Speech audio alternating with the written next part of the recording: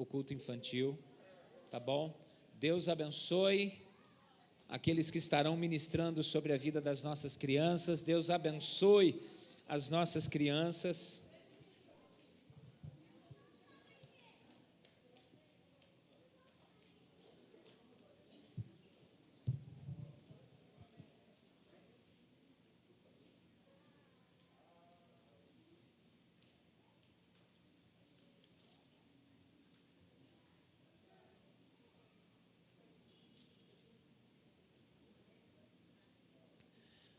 Amém. Eu vou fazer a leitura de um texto da palavra que está no livro de Gênesis, ou vou falar igual o pastor Maurício, está no Evangelho de Gênesis, no capítulo 1, nós vamos fazer a leitura a partir do verso 1.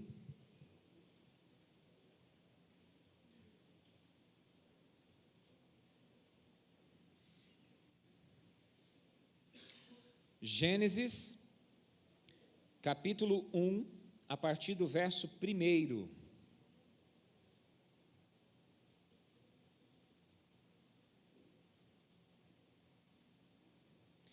que diz assim: no princípio, criou Deus os céus e a terra, porém, estava sem forma e vazia, havia trevas sobre a face do abismo, e o Espírito de Deus pairava por sobre as águas. Disse Deus: haja luz, e houve luz. E viu Deus que a luz era boa, e fez separação entre a luz e as trevas. Chamou Deus a luz dia e as trevas noite. Houve tarde e manhã o primeiro dia. E disse Deus: haja firmamento no meio das águas, e separação entre águas e águas. Fez, pois, Deus o firmamento e separação entre as águas debaixo do firmamento e as águas sobre o firmamento. E assim se fez, e chamou Deus o firmamento os céus. Houve tarde e manhã o segundo dia.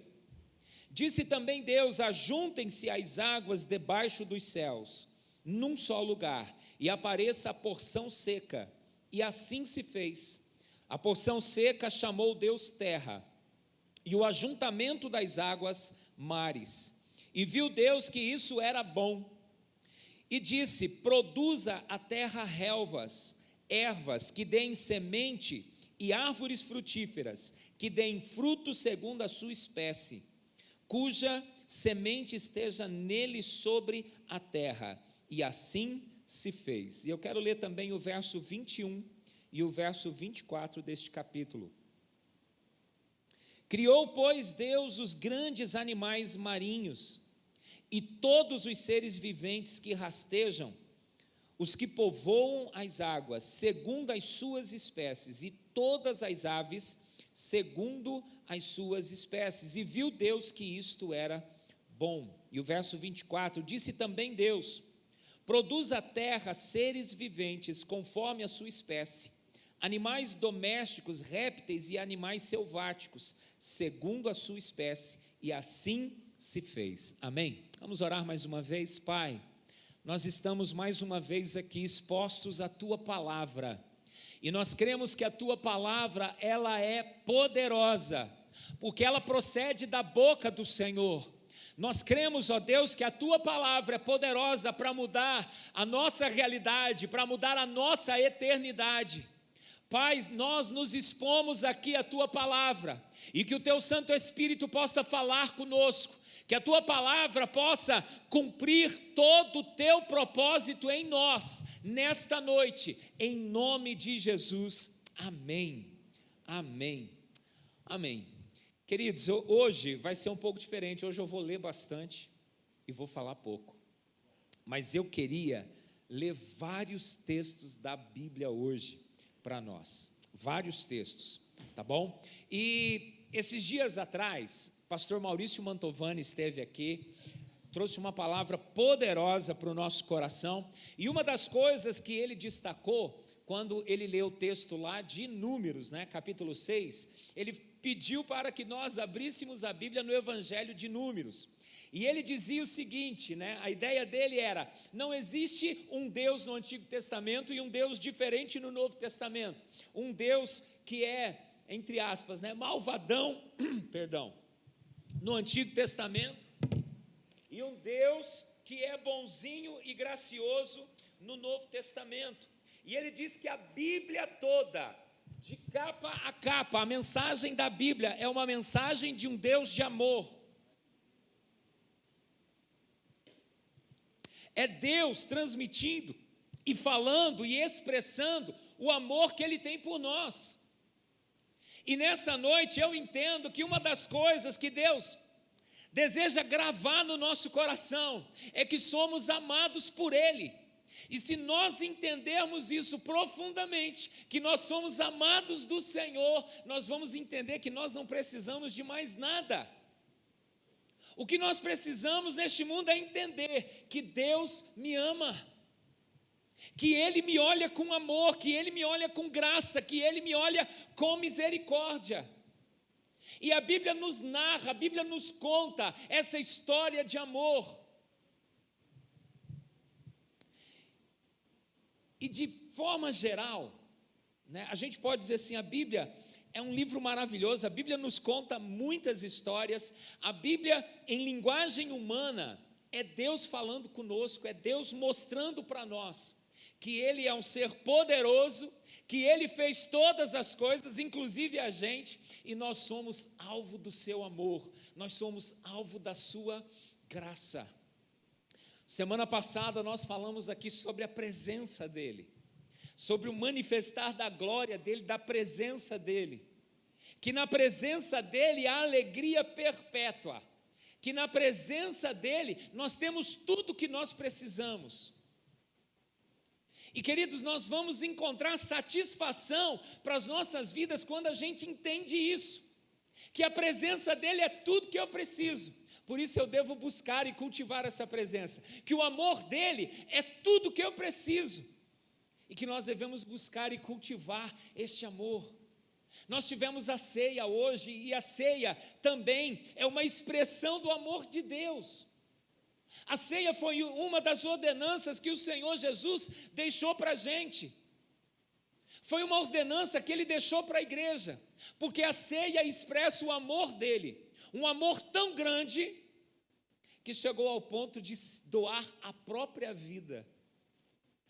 Dá para a gente entender isso? A Bíblia diz que o amor de Jesus excede todo o entendimento, que a gente não consegue compreender, mas tenta, embora a gente não vai conseguir mensurar esse amor, mas tenta entender que o Deus eterno, Deus todo-poderoso, deixou a sua glória. Jesus deixou a sua glória no céu e se fez gente, se fez carne e osso, e veio a este mundo ser desacreditado, ser escarnecido, ser zombado, ser açoitado, ter uma morte vergonhosa e horrenda, uma morte de cruz. E Ele fez tudo isso por amor. E de forma geral é esta mensagem que a Bíblia nos traz. E eu quero mostrar um pouquinho isso para você. Gênesis capítulo 1, versos 26 e 27 diz assim: também disse Deus, façamos o homem à nossa imagem, conforme a nossa semelhança, tenha ele domínio sobre os peixes do mar, sobre as aves dos céus, sobre os animais domésticos e sobre toda a terra, e sobre todos os répteis que rastejam sobre a terra. A Bíblia nos diz que Deus nos fez, Deus cria este mundo, Deus organiza este mundo e coloca neste mundo um ser alvo do seu amor com quem Ele queria se relacionar. Por isso Ele nos faz a sua imagem e a sua semelhança. É assim que a Bíblia nos conta.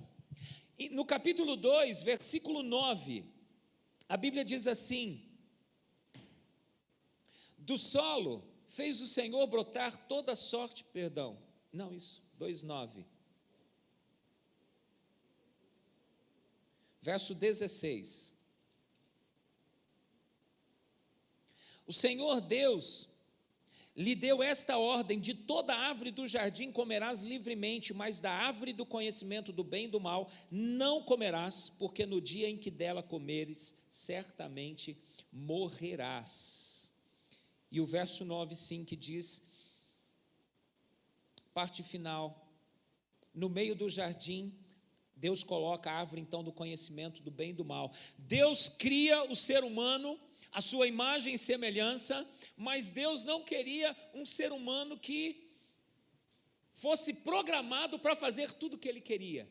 E Ele dá a esse ser humano, então, o poder de escolha. Ele dá ao ser humano o que nós chamamos de livre arbítrio, o poder de tomar as suas decisões. E Deus coloca, então, no meio do jardim uma árvore e dá uma ordem a este homem e a esta mulher: olha, vocês desfrutem de tudo, comam de tudo, mas da árvore do conhecimento do bem e do mal, desta árvore vocês não devem comer. Capítulo 3, o verso 6.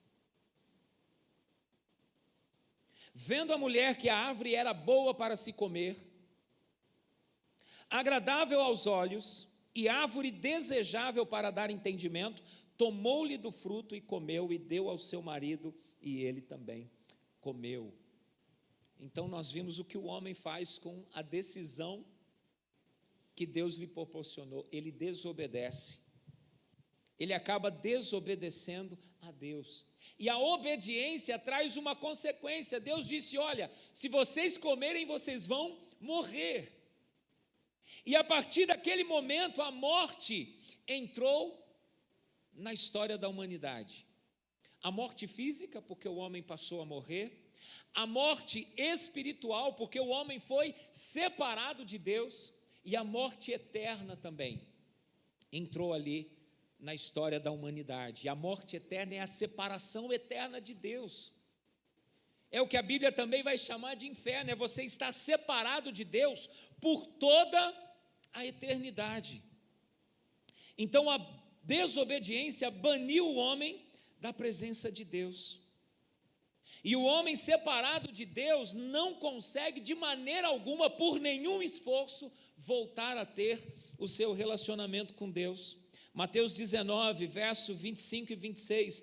Ouvindo isso, os discípulos ficaram grandemente maravilhados e disseram: sendo assim, quem pode ser salvo? Jesus, fitando neles o olhar, disse-lhes: isto é impossível aos homens, mas para Deus tudo é possível. O homem estava condenado por conta do seu pecado, por conta da sua obediência. O homem não tinha mais como voltar a ter comunhão com Deus, como voltar a ter a vida que ele desfrutava lá no Éden com Deus. E o Senhor Jesus diz isso para os discípulos quando ele pergunta: quem então pode se salvar? Jesus fala: isso é impossível para o homem, isso é impossível para o ser humano, mas para Deus todas as coisas são possíveis. Deus pode nos alcançar, Deus pode nos salvar. Efésios capítulo 2, versos 8 e 9. Pois pela graça de Deus vocês são salvos por meio da fé. Isto não vem de vocês, mas é um presente dado por Deus. A salvação não é resultado dos esforços de vocês, portanto ninguém pode se orgulhar de tê-la. Aqui a Bíblia está nos dizendo que a salvação é uma obra de Deus, não é fruto do nosso esforço, não é o que fazemos que nos garante salvação, mas é a nossa entrega ao Senhor Jesus, é a nossa rendição a Ele. O Senhor nos alcança pela sua graça, é mérito de Deus e não mérito nosso. Isaías capítulo 59, os 2 primeiros versos dizem assim: vocês estão pensando que o Senhor perdeu a sua força e não pode salvar? Ou pensam que Ele está surdo, que não pode nos ouvir? Pois são os pecados de vocês que os separam de seu Deus, são as suas maldades que fazem com que Ele esconda de vocês, se esconda de vocês e não atenda às suas orações. E Romanos 6, 23, pois o salário do pecado é a morte, mas o dom gratuito de Deus é a vida eterna, que temos em união com Cristo Jesus, nosso Senhor. Então o pecado, ele nos separa de Deus, o pecado nos afasta de Deus, o pecado nos leva para longe do Senhor. E esta era a nossa condição sem Jesus, nós estávamos separados, nós estávamos em trevas. Mas o Senhor, então, Ele vem ao nosso resgate, Ele vem ao nosso encontro, e Deus muda a nossa história através de Cristo Jesus. Efésios 2, versos de 1 a 5 diz assim: antigamente, por terem desobedecido a Deus e por terem cometido pecados, vocês estavam espiritualmente mortos. Naquele tempo, vocês seguiam o mau caminho deste mundo e faziam a vontade daquele que governa os poderes espirituais do espaço, o espírito que agora controla os que desobedecem a Deus. De fato, todos nós éramos como eles e vivíamos de acordo com a nossa natureza humana, fazendo o que nosso corpo e a nossa mente queriam, assim destinados a sofrer o castigo de Deus. Mas a misericórdia de Deus é muito grande, e o seu amor por nós é tanto, que quando estávamos espiritualmente mortos, por causa da nossa desobediência, Ele nos trouxe vida, que temos em união com Cristo. Pela graça de Deus, vocês são salvos.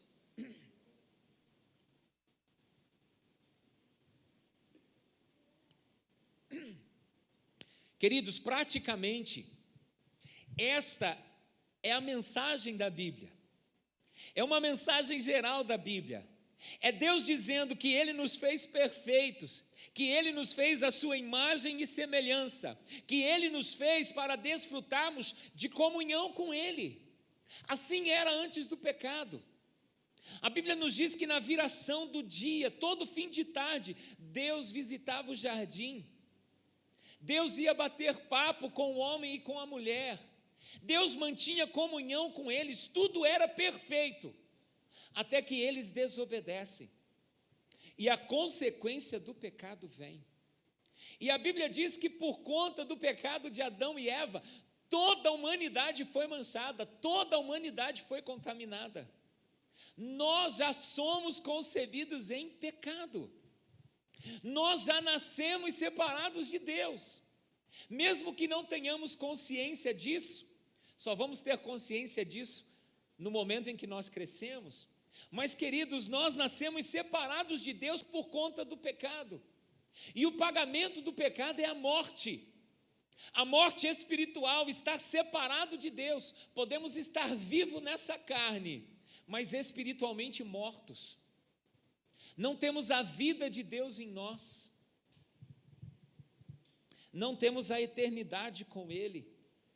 Mas Ele nos diz que, unidos com Cristo, nós temos a redenção, nós temos a salvação.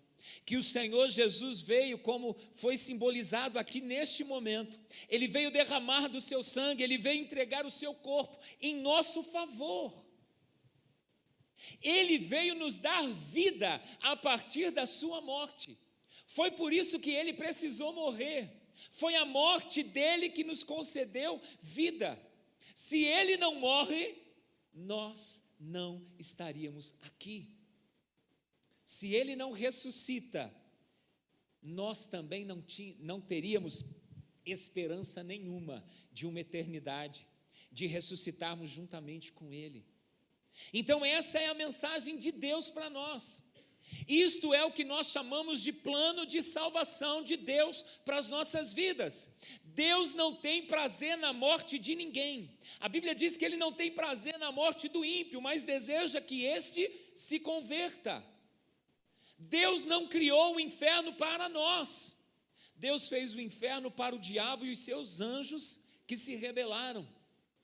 Mas infelizmente a humanidade preferiu amar as trevas do que a luz, e por conta disso vão acabar herdando o mesmo destino do diabo e os seus anjos e os seus demônios. Mas esta não é a vontade de Deus, e porque Deus te ama, Deus tem não só nessa noite, mas se você começar a pensar, você vai ver quantas vezes o Senhor procura dizer para você o quanto você é amado, o quanto Ele ama você, e que por sua causa Ele entregou o seu único filho, e que Ele deseja que você volte o seu coração para Ele, que Ele deseja que você volte a sua vida para Ele, para que você experimente a vida que Ele tem para você. No Salmo 139, o salmista vai dizer assim: olha, todos os meus dias estavam escritos no teu livro, antes de qualquer um deles existir.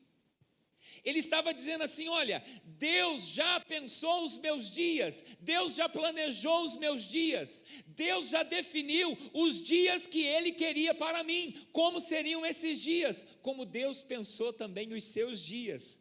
Antes de você nascer, os seus dias já estavam escritos no livro de Deus. Aí de repente a gente olha para a nossa vida: nossa, isso daqui na minha história estava no livro de Deus. Eu vou dizer não. Mas o Senhor permitiu você fazer as suas escolhas. Deus permitiu e deu liberdade para você fazer as suas escolhas. E as suas escolhas têm levado você ou para mais perto de Deus ou para mais longe de Deus. Mas a mensagem de Deus para nós é que Ele nos ama e que por conta desse amor Ele deseja nos trazer a todos para a sua presença, para que a gente viva os planos dEle. Quando Israel, por conta das suas escolhas erradas, se tornaram um povo cativo na Babilônia, Deus manda uma carta para eles através do profeta Jeremias, que está lá no capítulo 29, verso 11, do livro de Jeremias, que diz assim: eu conheço os planos que tenho para vocês, diz o Senhor, planos de paz e não de mal, para vos dar uma esperança e um futuro. Deus dizendo: olha, hoje a circunstância que vocês estão vivendo é desfavorável, mas o que eu sonho para vocês, o que eu projeto para vocês, os meus planos, os meus pensamentos para vocês, não são de mal, mas são de bem. Não são de sofrimento, mas são para que vocês prosperem, e vocês tenham uma esperança, e vocês tenham um futuro. E o povo só precisou voltar o coração para Deus. No versículo 14 deste mesmo capítulo, Deus diz assim: farei mudar a vossa sorte, e vou novamente congregar vocês na terra que eu dei a vocês por herança. Então esse é o desejo de Deus. Eu gosto demais de Isaías 43, o versículo 4, quando Deus fala assim, olha que precioso isso, literalmente, Deus fala assim: visto que foste precioso aos meus olhos, digno de honra, e eu te amei, darei homens por ti, e Sebá pela tua vida. Você consegue conceber um Deus dizendo assim: você é precioso aos meus olhos, eu te tenho por honrado. Essa é a mensagem de Deus para nós. E neste momento eu queria fazer uma analogia entre o capítulo 1 de Gênesis com o que se opera na vida do homem quando ele é transformado pelo poder de Deus e alcançado pela graça maravilhosa do Senhor Jesus. O autor de Hebreus, ele vai dizer assim, que o Antigo Testamento é sombra das coisas futuras. E o Antigo Testamento nos fala e nos mostra muito a respeito da pessoa de Jesus, muitas vezes em lugares que a gente nem consegue conceber.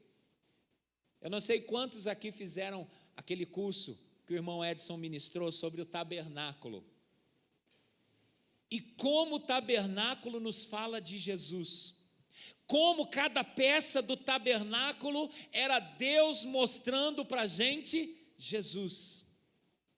E o Antigo Testamento é cheio disso.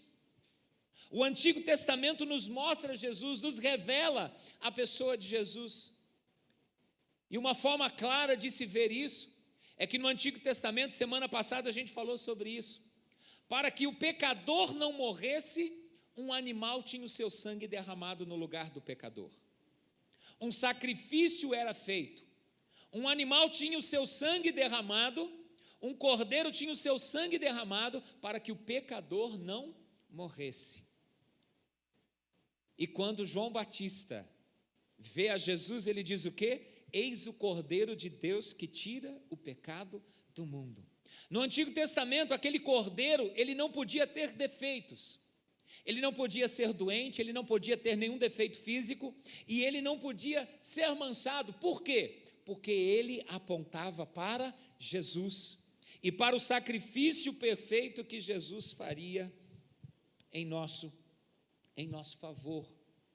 Então eu quero fazer uma analogia e mostrar o nosso coração quando somos alcançados pelo Senhor.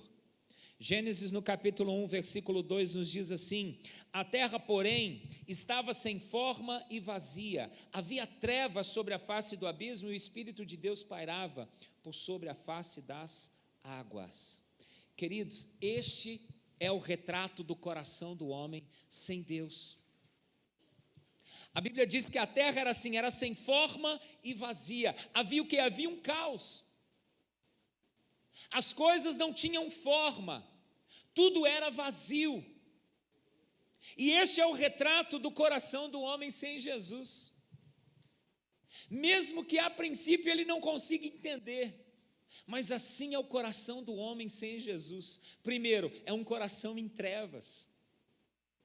É um coração que não consegue discernir muita coisa nele. Por quê? Porque está em trevas. É um coração em caos, é um coração confuso. É um coração que não consegue enxergar a grandeza de Deus, o amor de Deus. É um coração perdido, é um coração vazio.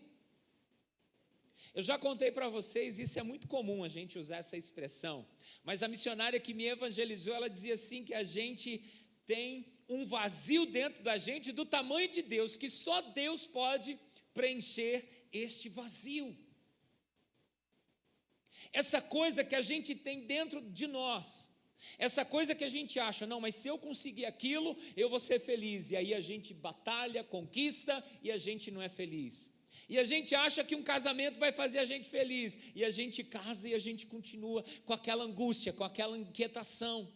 E tentamos suprir muitas vezes com tantas coisas, e muitas vezes até com álcool, até com as drogas, e a gente tenta suprir um vazio que somente o Senhor pode preencher, porque o nosso coração ele é assim, o nosso coração ele tem um vazio do tamanho de Deus, e só Deus pode preencher este coração. Gênesis 1, verso 3 e 4 nos diz assim: disse Deus, haja luz, e houve luz. E viu Deus que a luz era boa, e fez separação entre a luz e as trevas. Quando a pessoa tem um encontro com Jesus, a luz vem e paira sobre essa pessoa. A luz vem e irradia no coração dessa pessoa. Queridos, eu me lembro de antes de me converter, quanta confusão no meu coração, quanta confusão na minha vida, e como foi impressionante aquele dia onde o Senhor me alcançou, aonde o Senhor fez eu entender quem Ele era, aonde a luz dEle brilhou sobre mim e eu consegui enxergá-lo, eu consegui percebê-lo e experimentar deste amor. É o coração do homem quando recebe a Jesus. A Bíblia diz que Jesus é a luz do mundo, Ele é a luz. Onde reinava as trevas, agora reina a luz. O nosso coração que era trevas, agora é luz. A palavra afirma que Ele nos transportou do império das trevas para o reino do Filho do seu amor. Então a luz dEle nos alcança. A luz dEle dissipa todas as trevas dentro de nós. Versos de 6 a 10, diz assim: e disse Deus, haja firmamento no meio das águas, e separação entre águas e águas.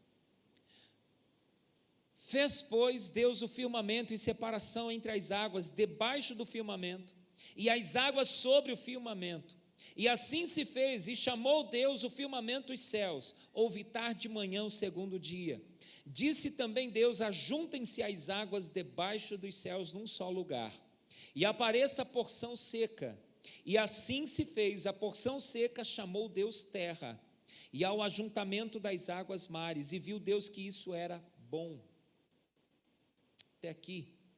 Aqui, a terra que nós vimos lá, nos 2 primeiros versículos, a Bíblia narrando que era sem forma e vazia. Aqui nós vemos Deus organizando tudo. Nós vemos Deus separando as coisas, separando os mares da porção seca, separando os céus e a terra. Deus começa a organizar a criação. Deus começa a organizar a criação.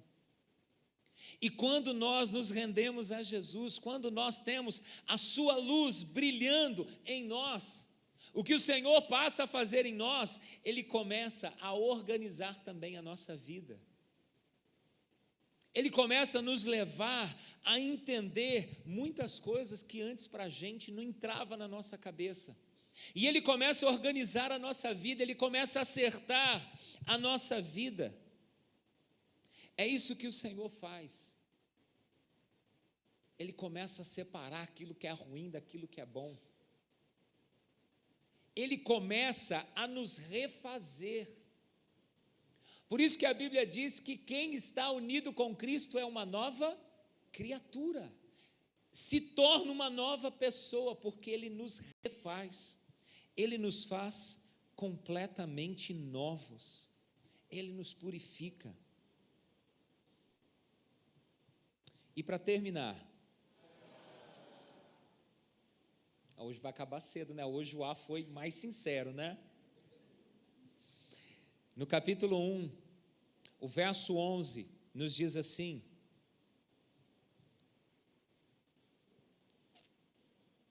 e disse: produza a terra relva, ervas que deem semente e árvores frutíferas, que deem fruto segundo a sua espécie, cuja semente esteja nele, sobre a terra. E assim se fez. Verso 21. Criou, pois, Deus os grandes animais marinhos e todos os seres viventes que rastejam, os quais povoam as águas segundo as suas espécies, e todas as aves segundo as suas espécies. E viu Deus que isto era bom. Verso 22, e Deus os abençoou dizendo: sede fecundos, multiplicai-vos e enchei as águas dos mares, e na terra se multipliquem as aves. E o verso 24, disse também Deus: produza a terra seres viventes conforme a sua espécie, animais domésticos, répteis e animais selváticos, segundo a sua espécie. E assim se fez. E seguindo uma ordem, então, a gente vê Deus. A gente vê primeiro que tudo era um caos e desorganizado. Então Deus vem e Deus faz e traz a sua luz, e Deus começa a organizar a criação, como Deus começa a organizar a nossa vida agora nele. Deus ajusta o nosso coração, ajusta o coração do homem, e agora na criação nós vemos Deus produzindo seres vivos, Deus falando: olha, que a terra produza todo tipo de árvore frutífera, de relva. Deus diz: olha, que os mares produzam peixes, as aves, e que a terra também produza todo tipo de animal. E nós vemos Deus então promovendo vida na sua criação. E é isso que Deus faz no nosso coração. Deus promove vida. Deus promove vida. A presença dEle nos traz vida. Ele nos diz em João, no capítulo 10, eu vim para que vocês tenham vida e a tenham em abundância. É essa vida que Deus tem para nós. É esta vida que Deus tem para você, a vida dEle. a presença dele sobre você. Ele deseja reinar sobre a sua vida. Ele deseja que você seja pleno da presença dele. A Bíblia nos conta que Deus não habita em templos feitos pelas mãos humanas, pelas mãos do homem. Esse prédio aqui, depois que a gente sai, é só um prédio. Mas Deus nos fez para ser a sua habitação. Uma vez eu li numa revista secular, aquela National Geographic, gastei meu inglês agora, hein? Mas naquela revista falava sobre o templo de Jerusalém, construído lá por Salomão. E aquela revista, estimando pela narrativa bíblica, dizia que cerca de 5% do ouro que existe no mundo estava no templo de Salomão. A Bíblia nos fala que povos e reis vinham de todo lugar para contemplar aquela maravilha que Salomão havia construído e edificado. Era um negócio esplendoroso para a época. Era um negócio fantástico, o templo que foi erguido para ser a habitação de Deus. E aí Deus vem e nos diz assim: olha, eu não habito em templos feitos pelas mãos do homem. E Deus vai dizer também, não sei se é através do profeta Ageu, não me lembro, mas ele vai dizer assim: olha, a glória da segunda casa vai ser maior que a glória da primeira. E sabe qual é a segunda casa? Somos eu e você. O apóstolo Paulo vai nos dizer: ou não sabeis que sois morada de Deus, casa espiritual, que o Espírito de Deus habita em vocês. Quando nós nos rendemos ao senhorio de Cristo, Ele vem habitar em nós na pessoa do Espírito Santo de Deus. Nós nos tornamos a sua casa, nós nos tornamos a sua morada, e o Espírito dele promove essa luz dentro de nós. O Espírito dele promove essa nova vida que passamos a viver nele. E ele muda a nossa eternidade, porque estávamos condenados ao mesmo destino do diabo, mas ele muda a nossa eternidade também. E passamos a herdar um céu glorioso juntamente com ele. É o que o Senhor Jesus promove na nossa vida. É o que o Senhor Jesus promoveu na sua vida, ou que Ele talvez deseja promover na sua vida, se você ainda não está unido com Ele. E eu quero convidar você a fechar os seus olhos.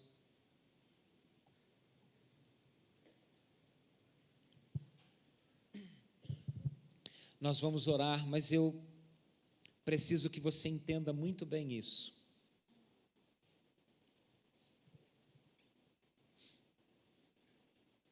Que os nossos pecados nos afastaram de Deus. Mas Deus não nos criou para estarmos longe da presença dEle. Por isso, Ele elaborou um plano para nos resgatar, para pagar um preço em favor das nossas vidas. Nós não poderíamos morrer por nós mesmos, porque nós estávamos manchados pelo pecado. Então Jesus vem e nasce de uma virgem. Jesus vem e nasce sem pecado. E vive uma vida sem pecado, porque Ele era o Cordeiro de Deus, que seria sacrificado em nosso lugar, que nos substituiria e morreria em nosso favor. E hoje o Senhor quer deixar isso bem claro para você, o quanto você é amado, e o quanto Ele deseja que você viva e desfrute dos planos que Ele tem para você, da vida que Ele tem para você, daqueles dias que Ele escreveu no livro dele a seu respeito. Ele deseja que tudo que Ele sonhou, que Ele idealizou para você, aconteça. Mas para isso você precisa